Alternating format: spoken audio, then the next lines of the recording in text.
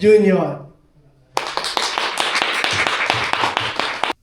Praise God, mga kapatid sa iba't ibang dako ng mundo ng Asia. Maraming salamat po na binigyan tayo ng panahon ni Lord para salita through this program. But before, let us pray. Tayo po'y mandalangin, mga kapatid. Panginoong Diyos, maraming salamat po sa gabing ito na kami ay dinala mo muli sa isang koneksyon para po kami ay makinig ng mga salita. Bendisyonan mo yung mga salita at ang aming mapapakinggan. Also myself, I would like to give it to you and just use me to deliver your word for your glory. Bless us all. In Jesus' name. Amen. Maraming salamat po at again, maraming salamat sa pribilehyo na ito, especially our Bishop, Bishop Moses and Bishop Evelyn, and all the pastors there in Hong Kong. Yes, binabati po ko kayo sa pangalan ni Jesus. And of course, all the pastors here in the different places in Asia. Maraming salamat po. Well, I would like to talk to you about building faith on a two foundation. At ang ating tatalakayin ay makikita po sa aklat ng Mateo, Kapitulo 7, versikulo 24 hanggang 27. Let me read, mga kapatid. Therefore, everyone who hears these words of mine and puts them into practice is like a wise man who built his house on the rock. The rain came down and the streams rose, and the wind blew and beat against the house.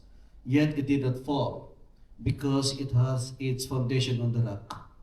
But everyone who hears this word of mine and does not put them into practice is like a foolish man who built his house on the sand. The rain came down, the streams rose, the wind blew and beat against the house, and it fell on the great grass. Foundation is very important in both facets of life, physically and spiritually. A good foundation is the strength of everything. Faith works on two foundations na aking ibabahagi ngayon. Faith must have a foundation. Minsan, pagka tayo, we come up to know that nagwa-wonder tayo minsan na kung minsan ay akala natin malakas pa ang ating pananampalataya. Pero sometimes beneath the surface, it's already cracking or is crumbled down.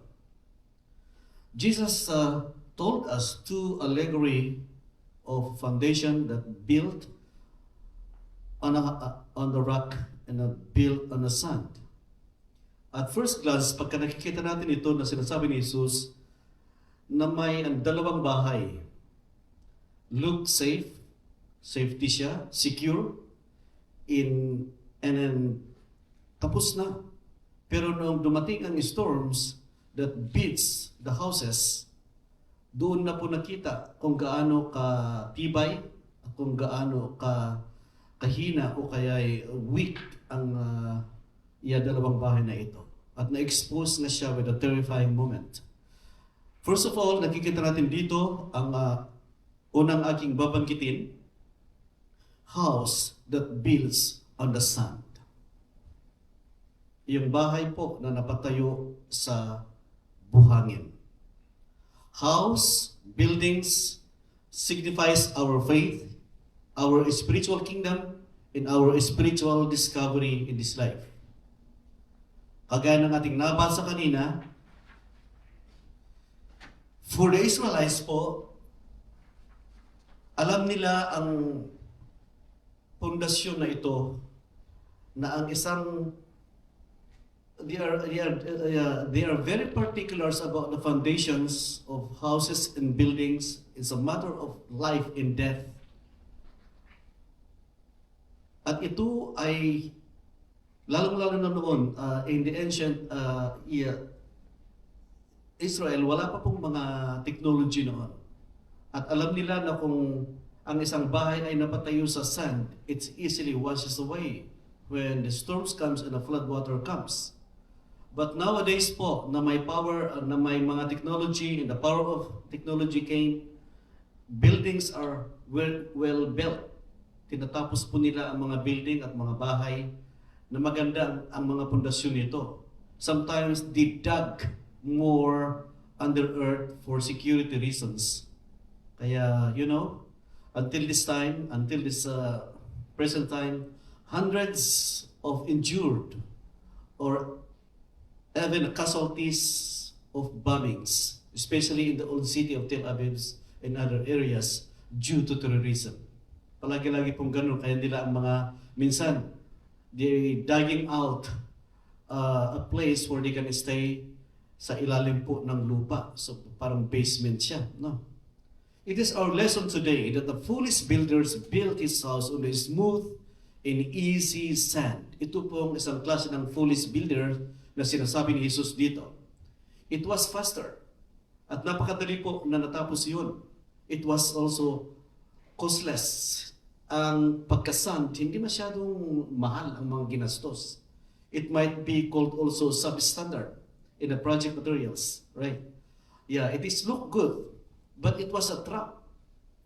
Waiting for the waters to come to swallow that they made, especially nga sa aking sinasabi kanina, when the strong rain came, ito po ay naaanod all of the sudden. And many people today, Christians look secure. Marami po, pati mga Kristiyano. They look like stable in faith. Pero until the pressure comes, because the storm, unlike disaster, spiritual disasters, storms are always coming. Ganito po kadalasan minsan ang mga nakikita natin. At sa kanila nakikita ang katotohanan kung na-expose na sila. Mahina pala at hindi matibay ang pananampalataya. Sand typifies temporary faith or weak faith versus strong and saving faith, which is the rock.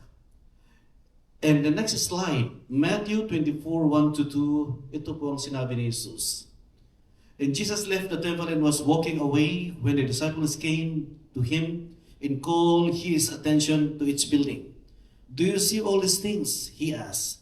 I tell you the truth, not one stone here will be left on the other, everyone will be thrown down. Ito po ang sinasabi ni Jesus. That means everything here on earth, sa harap ng kanyang mga disipulo, nakita niya, at ang sabi niya, lahat po ng daan dito sa mundo ay temporary lang. Only faith in Jesus, only faith on the rock, the stones that the builders rejected, shall remain and endure. Ito po ang sinabi ni Jesus dito. So that, isa itong tanong sa atin, are we building on sand without knowing it? Maybe we come to church. Maybe we read verses. We listen upon the word. Maybe you are telling yourself that I am good with God. But deep inside, deep in our heart, there is no obedience. There is no surrender. There is no trust in Jesus Christ's words. It was also a shocking moment. Sa mga Pariseo, during the time of the Lord Jesus Christ, nung sinabi ni Jesus, I am the way, the truth, and the life. It is a decade time when Jesus Christ in front of the Pharisees na sinabi niya yun. Pero ang mga Pariseo, hindi nila in-accept. They didn't accept the objectives of salvation that God's plan. Kaya ganun na lamang minsan nire-reject lahat ang mga sinasabi ni Jesus. Nowadays, many have lost their good beginnings. It is also a warning to all Christians today because of its weak foundation. Problem comes, trials and testing comes in life. They don't want to continue and they lost their spiritual privileges to grow and to finish the race.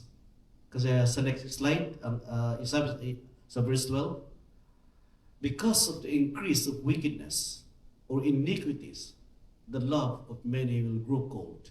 In the other version, the love of many shall wax cold. What does it mean? Because of sin. Iniquities and wickedness are the same sin. So what the Lord Jesus Christ said in this passage, because we hear the word of God and does not put into practice.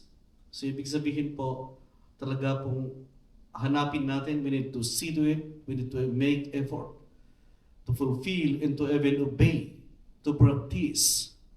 It is like a foolish man who built his house on the sand. So that we are advised tonight, sa mga tagapakinig, that we are not just listening the word of God. Listening without action is a dead listening. It's so deceiving, right? Hearing without doing is not fulfilling in our life.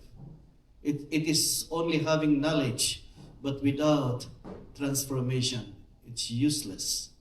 Because in James chapter 1 verse 22, ang sabi dito, do not merely listen to the word and so deceive yourself. Do what it says. Okay. So maraming salamat po. At number 2 na klase ng building o kaya bahay, a house that built on the rock.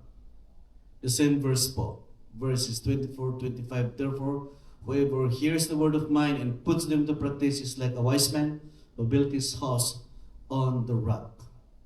For the Jewish people, they are aware between the difference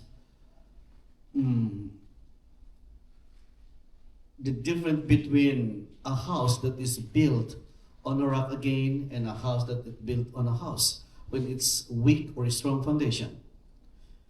Yes, historically, foundation is a covenant. In the biblical history, foundation is about covenant with God. It is security. It is about God's character. That God was often called the Rock of Israel, even in the next verse. Paki-flash nga po. Faithful and unchanging refuge.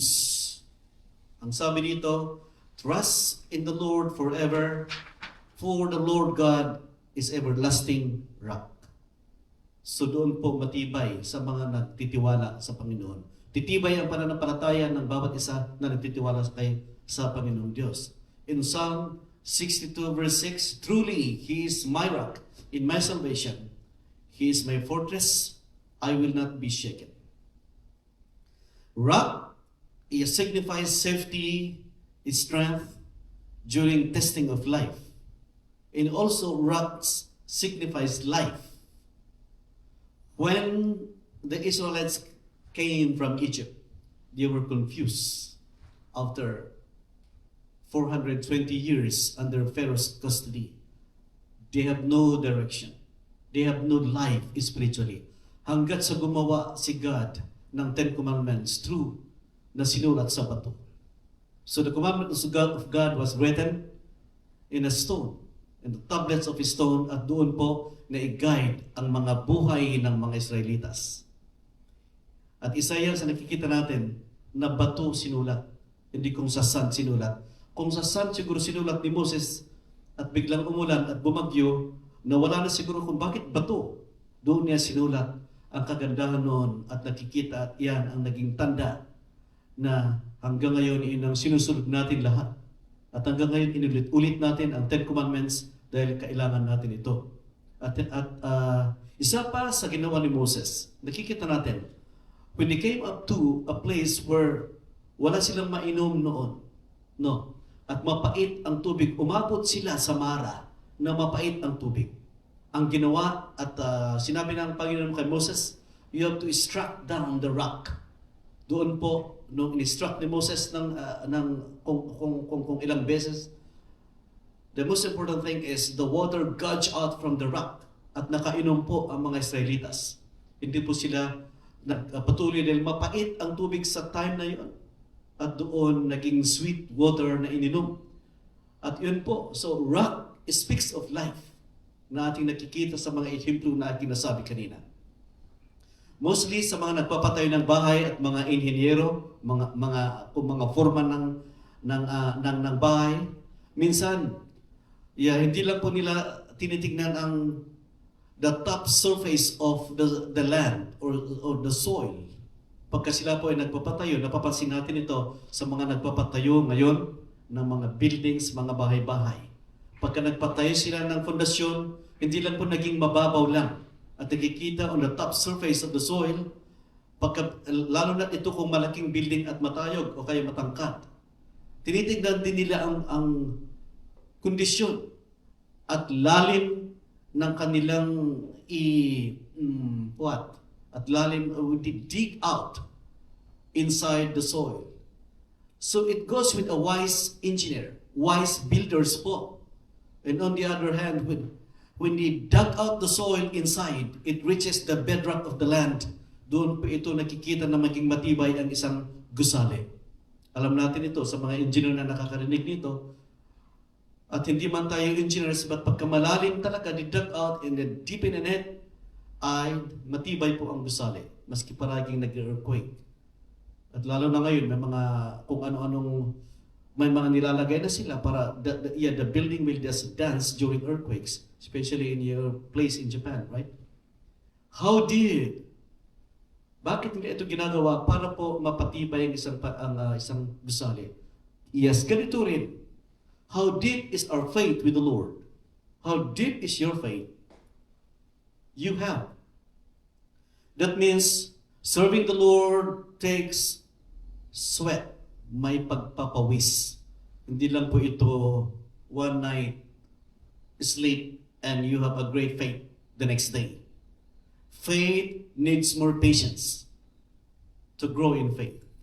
It is a kind of need more obedience, need more submission and commitment, needed more sacrifice by making a valuable faith or a valuable worship with a price.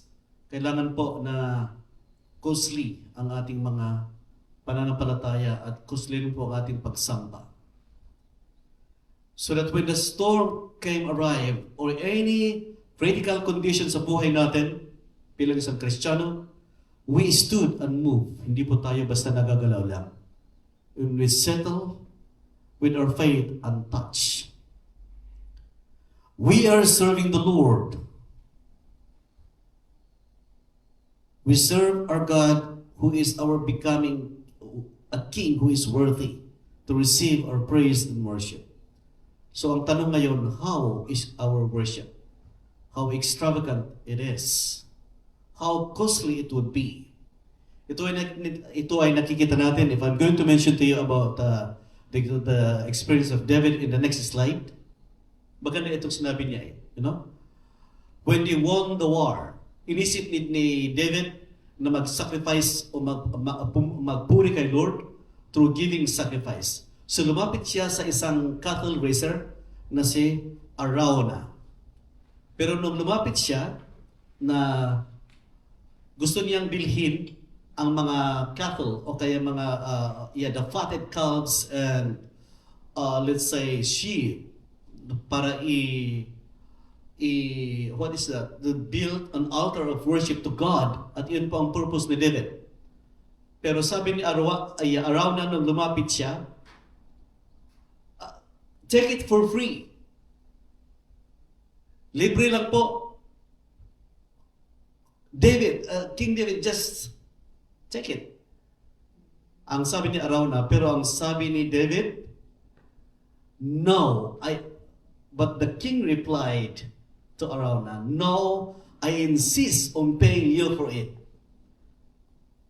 I will not sacrifice to the Lord my God burnt offering that cost me nothing. Napakaganda na ang ating pananampalataya ay may presyo. Sana po lahat ay may mahal na presyo na halos hindi basta binibili na kung ilang O kaya, yes, hindi basta binibili ng anong halaga. That is our faith in the Lord na pinag-uusapan natin ngayon na titibay pati pananampalataya. So maganda itong maging ehemplo yung sinabi ni David. Lahat ng pagsisilbi may sacrifice. It is not just a sacrifice. You want to pay it.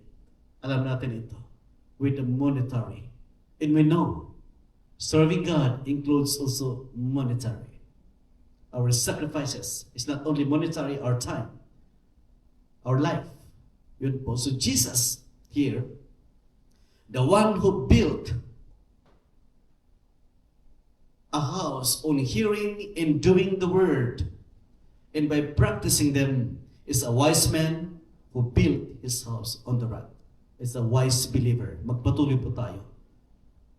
Sa Hebrews chapter 12 verse 28 in the next slide, therefore we are receiving a kingdom that cannot be shaken. Every time na nasa church tayo, may what is that? There is something that we added. Faith added, worship added, everything. Faith increase. Let us be thankful and so to worship God acceptably with reverence and awe. Will you ask ourselves now, I am really grounded. Kung tatanungin natin ang ating mga sarili, are we really grounded? Matibay ba ako? Matibay pa ba ang aking pananampalataya? Or have I only built a shell? You know yung shell? Because God's love to me, it's too much love to live. Too much love to live and in a house that soon will collapse. Pinapaalala ko ngayong gabi na ito at dito po ako tatapos. Sand represent religion without relationship. Maraming mga religion ngayon that they have no relationship. Many churches today, even in America, naging branding na. They put the music as a production. They put even a church like a franchise. Hindi ganon. They put even a church like a club. There's no already scene that is being preached. Tradition, andyan pa sa'yo, that you don't understand, that entangles you for a decade. You cannot even explain. Marami sa atin nang galing sa tradition. But we need to have the Jesus tradition. Okay? Rituals without surrender. Ito ang example ng sand. Maraming mga rituals na paglapit kay Lord. But they are not surrendering their life. Opinion instead of truth. They make church as just a performance instead of true worship. A temporary comfort instead of trusting God. Trusting the relationship with the Lord. Ito po ang mga sand. God, but today, at dito po ako nagtatapos, God wants us to strengthen our ground up so that in every storm that comes in our life, we are still standing until this time. We can again memorize the verses. We attend churches.